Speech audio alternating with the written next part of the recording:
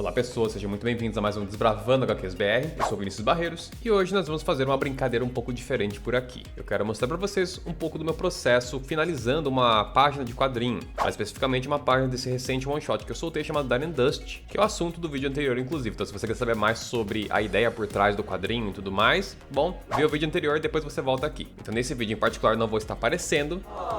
Eu sei que vocês adoram ver meu rosto, mas paciência, fica pra próxima. E antes de seguir mais adiante, eu quero pedir pra vocês só deixar um like, se inscrever no canal, também deixar um comentário pra engajar, que é muito importante. Interações dessa natureza no vídeo ajudam ele a ser melhor classificado dentro do YouTube, né? Então ele vai recomendar pra mais pessoas, então por favor, dá essa força pro canal. Então, meus compadres, no caso, o processo que eu vou estar apresentando para vocês, ele é mais sobre a arte final do que necessariamente sobre o processo completo, do zero, né? Pois a parte do esboço e da ilustração primária ali, depois também as linhas, eu já tinha feito no tradicional, tá vendo aqui? Essas são as páginas originais do Dine and Dust. Eu acabei fazendo ele dessa forma porque eu queria sair um pouco das telas, né? Desenhar um pouco no tradicional, descansar minha vista e também para ganhar um pouco de agilidade. Eu confesso que por mais que hoje em dia eu desenhe com bastante proficiência no digital, no tradicional eu acabo tendo mais precisão, acabo sendo mais rápido e, sobretudo, eu canso menos a minha mão. As canetas que vêm nessas mesas digitalizadoras modernas são mais grossas, teoricamente para ser algo ergonômico, mas em última análise, esse aspecto delas acaba machucando, né, a pinça aqui da minha mão, que seria o indicador, com o polegar, né, a região entre eles aí fica bem machucada por conta das várias horas, né, de trabalho e tudo mais. Então, de tempos em tempos é bom dar uma variada e fazer o processo em outra mídia. Então eu quero começar dando uma dica bem legal pra vocês que desenham no tradicional e depois finalizam no PC. Porque existe um desafio nesse aspecto que seria, tá, como é que eu separo as minhas linhas da folha pra poder, enfim, manipular isso com mais precisão pra fazer seja lá o que eu quero fazer, seja colorir, seja, enfim, finalizar de qualquer forma. E existem vários métodos, dependendo do programa que você tá usando, né? Eu lembro de ter pesquisado sobre isso anos atrás, quando eu comecei a mexer com o desenho digital, né? Porque no começo tinha bastante dificuldade de desenhar, então eu preferia desenhar no tradicional e depois finalizar no PC. Hoje em dia, geralmente eu faço tudo no digital, mas, como eu já comentei o motivo aqui, né? Nesse caso do Dine and Dust foi diferente. Então tem um método bem legal, pelo menos no Photoshop, mas ele funciona também em outros programas que tem uma interface parecida e tem também essas funções aí que eu vou estar citando, né? Mas basicamente você começa escaneando, né, a sua ilustração, uma foto bem tirada também com o celular deve dar pra fazer, e a parada é que você vai fazer primeiro uma correção dos levels, que seria quão escuro ou quão claro são as partes da sua folha aí, do seu arquivo, né? Isso é algo importante pro processo que a gente vai fazer a seguir, mas também é bacana porque uma vez que a gente tá pegando a folha que eu desenho no tradicional, ela vai ter um pouco de ruído, por assim dizer, que seria, sei lá, uma sobra de grafite, às vezes uma manchinha aqui ou ali, né? Então é importante você ajustar isso porque vai corrigir também essa questão. Aí com tudo isso feito, você vai fazer uma seleção usando o Ctrl A, né? Ele vai selecionar a imagem inteira. Depois você vai apertar o Ctrl X, que ele vai recortar tudo isso. Só que você vê que ele mantém a camada, né? Ele só recorta o conteúdo. E aí, dessa forma, você pode até pintar, por exemplo, preencher, né?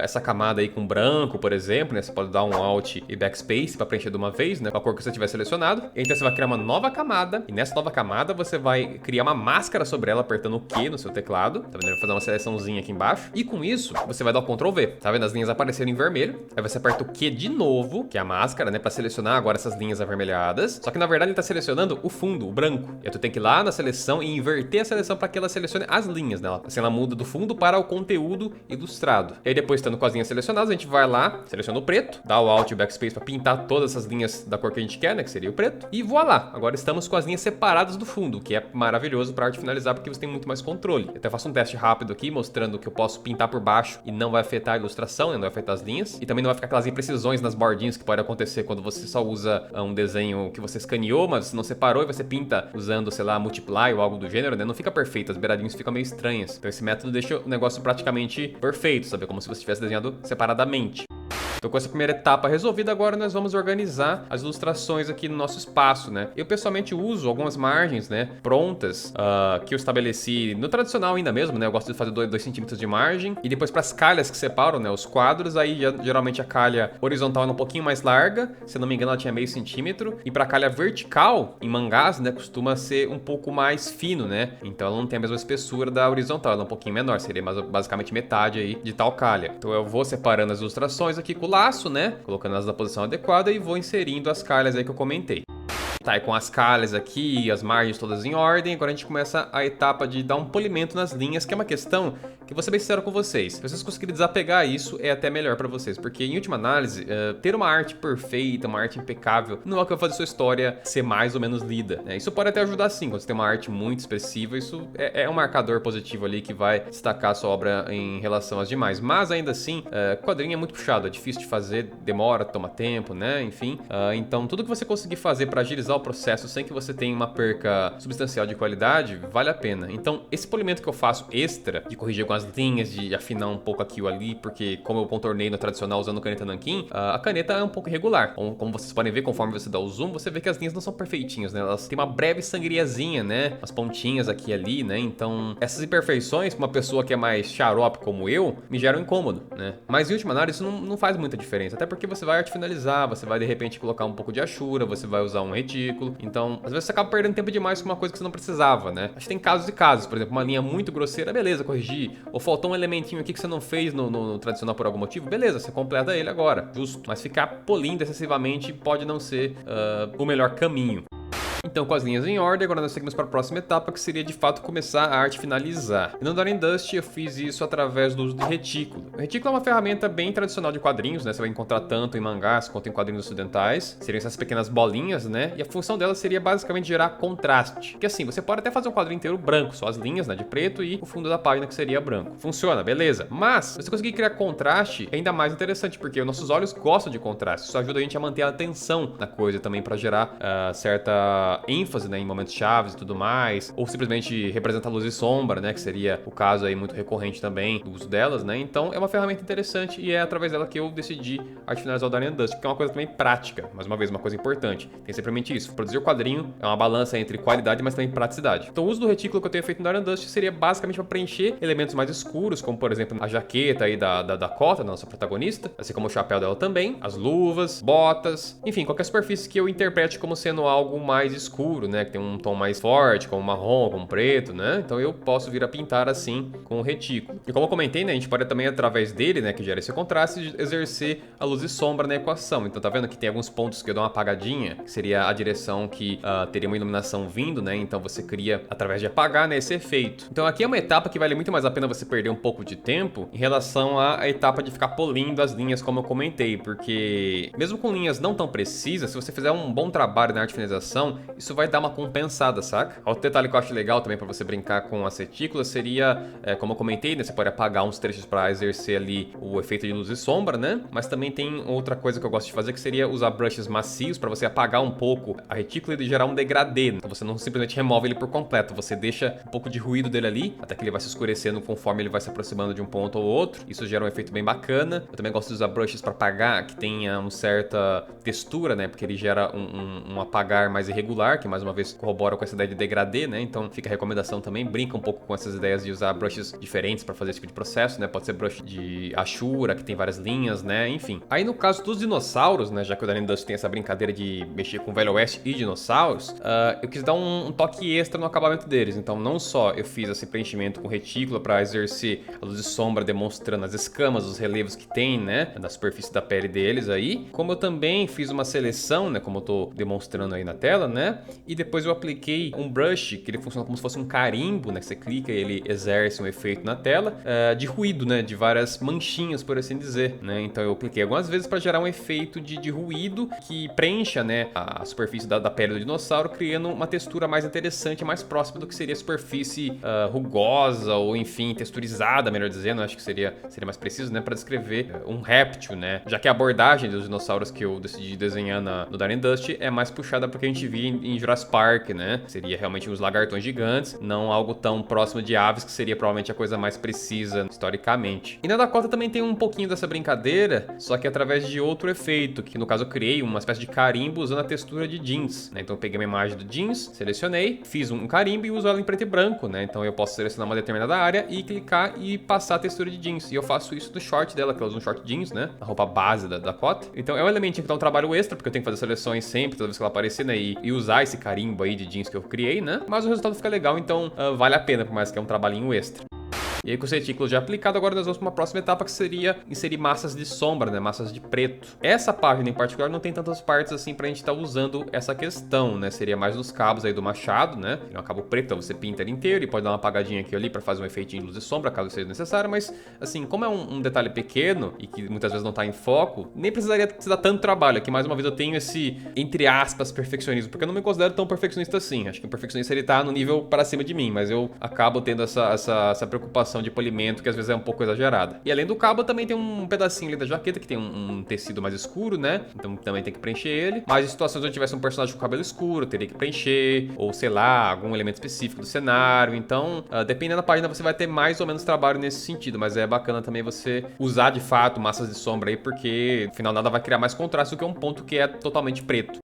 E a próxima etapa seria o preenchimento dos fundos, né? Porque, dependendo da situação, você pode, num quadro, manter o fundo branco. Mas o tempo todo manter ele branco não é o caminho. Mais uma vez, pense sempre em contraste, né? Então tem horas, momentos chaves que faz sentido manter branco, mas tem horas que é necessário, como as cenas dinâmicas que nem essas daqui dessa página, onde é bacana você estar fazendo um preenchimento ali, né? Com massas de sombra e que depois você também dê um efeito através de apagar tais massas de sombra, né? De forma coordenada ali para gerar um resultado bacana. Então o conceito nessa parte seria um pouquinho similar à ideia dos retículos, no caso mais especificamente na parte do dinossauro, onde eu faço um apagar ali mais pontual usando brushes com textura, né, que gera um efeito, né, de degradê, por assim dizer. E eu uso um conceito parecido aqui, porque eu vou estar preenchendo até onde eu quero preencher, né, com as massas de sombra, mas depois eu passo a apagar primeiro com um brush mais macio, né, o airbrush, removendo, por assim dizer, a beirada ali do preenchimento, né, que seria o ponto de maior contraste entre o branco e o preto, né, então dou uma apagada nisso para ficar um pouco mais fácil fazer o degradê, e depois eu venho com o brush de textura e vou acentuando essa questão. E nessa página em particular, como eu já tinha demarcado um pouco das linhas de movimento na ilustração, eu não precisei fazer elas tão separadamente. Pelo menos nessa cena específica aqui que ela tá dando a machadada no chão, né? Pra cravar o machado aí no solo. Então eu já tinha um pouco de linha de movimento ali, então não preciso fazer isso necessariamente numa camada separada, mas eu acentuei um pouco ali, apagando, né, o fundo que eu tinha preenchido, auxiliando essas linhas. E isso dessa parte de diante, infelizmente, as capturas foram pra casa do caramba, porque o OBS deu uma bela de uma bugada e eu não tinha percebido.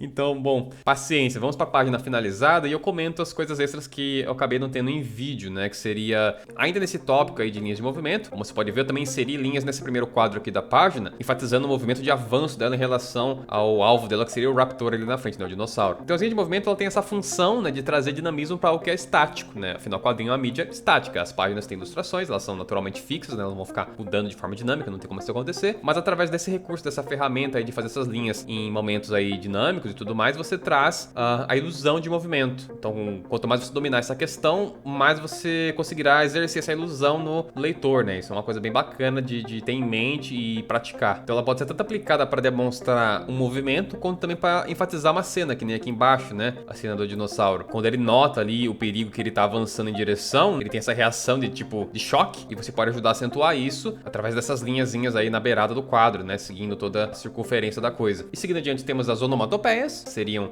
essas escritas que representam sons, já que o quadrinho, mais uma vez, é uma mídia que não tem como exercer som pro leitor, né? Você tem esse texto que vai estar fazendo esse papel. Eu confesso que pessoalmente, enquanto lendo quadrinhos, eu nunca fui o maior dos apreciadores de onomatopeia, sabe? Era um recurso que existia ali. Tem gente que é muito mais apegada do que eu, né? Então, por conta dessa questão, eu tive um pouco de dificuldade no começo, né? A aprender como usar isso bem e tudo mais, né? E em última análise, a verdade é que tem várias rotas, né? Não existe um caminho perfeito. Você pode usar tanto fontes da sua ferramenta de texto aí, do seu programa aí de preferência para fazer sua arte final, ou você pode fazer algo mais orgânico, como eu fiz aqui, de fato escrevendo com algum brush, né? A palavra em questão aí para dar o efeito, como nessa parte aqui onde a Dakota ela dá uma machadada no chão, né? Então eu coloquei um ban ali, um som de como se fosse um impacto, uma porrada, né? Contra a pedra, né? A machado batendo na pedra. E eu fiz ele com essas linhas mais rabiscadas e depois usei um efeito de brilho. Só que em vez de deixar essa iluminação, esse tom que sairia da letra de forma suave, eu deixei ele mais com ruídos, né? Tá vendo? Se eu der um zoom, você pode ver que ele é mais irregular, né? Então eu acho bacana para gerar um contrastezinho. Mas tem várias formas de fazer onomatopeia, como eu comentei. Então, assim, em última análise, você tem que brincar um pouco com isso e ver que tipo de abordagem vai te satisfazer mais, ou enfim. E por último, mas não menos importante, tem os balões e o texto. E mexendo com o desenho digital, você consegue fazer isso de forma bem prática através de carimbos que já geram automaticamente, quando você clica, né, um balão, bastando você ajustar apenas o tamanho, né, baseado no texto que você vai ter que estar colocando ali dentro. Só que eu pessoalmente não gosto tanto de usar essas ferramentas prontas para balonamento. Eu prefiro fazer de forma manual, independente que ele fique um pouco menos perfeito, né, que nem, por exemplo, esses círculos aqui, eles estão bem decentes, né? No geral, mas eles não são círculos perfeitos. Só que eu acho que combina com o fato que a ilustração por si só também não é composta de traços exatamente perfeitos. Então, sei lá, eu acho que fica uma coisa um pouco mais sintonizada. Por exemplo, se você é um artista que tem uma arte bem rabiscadona, sabe? Bem sketch, mas na hora de fazer os balões você usa balões bem precisos, bem bonitinhos, eu acho que fizeram um contraste que é negativo. Porque, por um lado, vai ter a ilustração que é bem orgânica, por outro, o balão é bem industrial, por assim dizer, sabe? Uma coisa sem esse toque manual. Então, em última análise, acho que depende muito da arte do seu quadrinho, né? Como é que você vai fazer algo pra casar mais, pra não gerar um contraste negativo. Que nem como as minhas linhas, modéstia à parte, são até bem precisas, se eu usasse um desses brushes prontos aí, nesses carimbos aí que geram os balões, eu acho que ficaria até bem, até funcionaria de forma bacana. Mas, pessoalmente, eu ainda prefiro fazer de forma mais artesanal. E aí depois vem o texto, que aí é uma questão também bem pessoal, por assim dizer, né? Obviamente existem fontes que são mais ou menos comuns de se usar em quadrinhos, né? Então você pode dar uma pesquisada e ver as opções, o que te interessa mais ou menos. Você pode brincar com fontes baseadas em circunstâncias, então de repente um personagem tem uma fonte diferenciada porque ele tem uma voz específica. Ou você pode até fazer isso também no balão, né? Então você usa o texto tradicional que você usa para todas as situações, mas você faz o balão de forma diferente, um balão mais irregular, mais rabiscado, ou com um fundo com cor diferente. Inclusive eu faço essa brincadeira no meu outro quadrinho, que é o Eu Tenho Você, que é meu quadrinho de terror, né? Então quando a criatura lá, o ser, ele dialoga, o balão dele é diferente do balão do protagonista e dos demais personagens. Então tem essas brincadeiras que você pode estar exercendo que são bem legais. E uma dica importante, toma cuidado com quanto texto você vai botar por balão. Se você tem uma situação que tem muita coisa a ser dita, faz 2 balões, separa o texto. Isso vai ajudar com o ritmo e também vai melhor distribuir, né, tais informações aí no quadro em questão. E com tudo isso posto, concluímos a nossa página e chegamos ao fim do vídeo. Se você quiser saber o que acontece depois aqui dessa cena, aí convido vocês a ler, né, o Dino and Dust. Tem link pra ele aí no comentário fixado, tanto pra essa obra quanto também pro Eu Tenho Você, que é meu quadrinho de terror que eu comentei anteriormente. Leitura gratuita, basta você entrar no site Flip-Thru e se divertir. Mas voltando, eu espero que esse vídeo tenha sido interessante, que tenha sido útil também, né, pra quem tá fazendo um quadrinho, pra quem tá em dúvida sobre as etapas, sobre quais caminhos tomar, quais preocupações ter em determinados pontos, né. Então, espero que seja um material que faça uma contribuição para o seu processo. Belezinha? Então, até o próximo vídeo.